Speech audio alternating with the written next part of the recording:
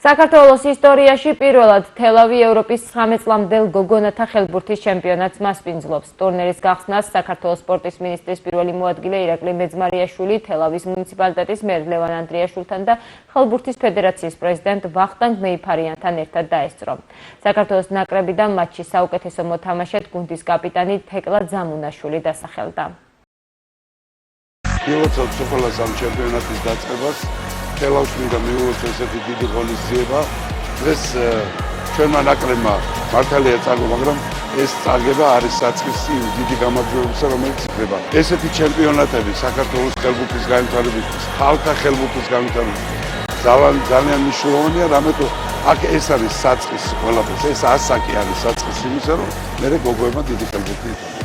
ძალიან კმაყოფილი ვარ ჩემი გუნდით, იმიტომ რომ საქართველოს ნაკრები ზოგადად არის ბრძოლით გამორჩეული და ბოლო წამამდე ვიბრძოლეთ. რაც შეეხება დანარჩენ თამაშებს, ვეცდებით რომ უფრო და უფრო მოუმატოთ. ეს პირველი თამაში იყო, გახურება იყო და შემდეგ თამაშებში ვანახებთ ყველას თუ რამხელა ძალა აქვს ბრძოლას და რამხელა ძალა აქვს ქართულ ხელბურთს. აგვონდა გადაუხადოს სპორტის სამინისტროს კადაჭერისთვის. უმაღლეს დონეზე ტარდება ევროპის ჩემპიონატი თელავში. ყველა გუნდები აღნიშნავენ იმ საოცარ გარემოს, რაც დახვდათ ადგილზე. ძალიან დიდი მნიშვნელობა აქვს ამ ევროპის ჩემპიონატს, იქიდან გამომდინარე, ტარდება პირველად ისტორიაში და მე დარწმუნებული ვარ, რომ ეს ევროპის ჩემპიონატი დიდი ბიძგს მისცემს ქალთა ხელბურთის განვითარებას საქართველოში.